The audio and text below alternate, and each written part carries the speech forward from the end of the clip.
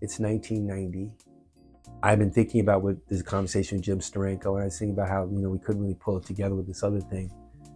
But then I thought about Milestone. I really did. I didn't call it Milestone, but I'm like, what if we did like a series of comic books that featured all new characters? And they were black. I mean, I literally thought like they were black characters and we could create them. And maybe we could create this whole universe of these original characters. I said, and then somehow pull like all these black characters, we'll pull them together and, we'll shop it to DC or Marvel and we'll see what they say. That was my idea.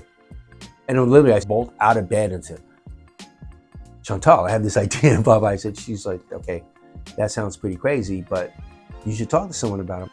And I couldn't let it go.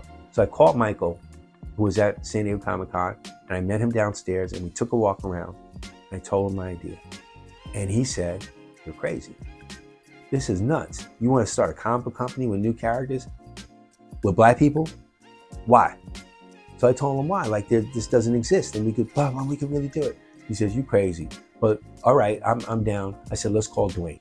I called Dwayne. So Michael and Dwayne and I took a walk around, past the Fisherman's Wharf thing in the back and, past the Marriott or whatever, the Hyatt, and just came all the way back around and just talked. And I pitched the whole thing to Dwayne, who didn't say a word.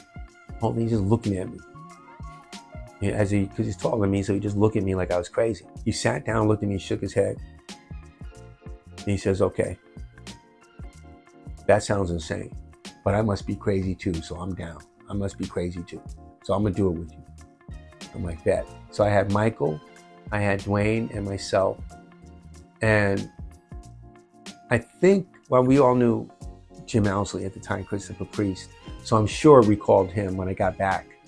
I don't know, I may have talked to him at the con, about joining us, but he was down to do it. The last person I had to convince was Derek.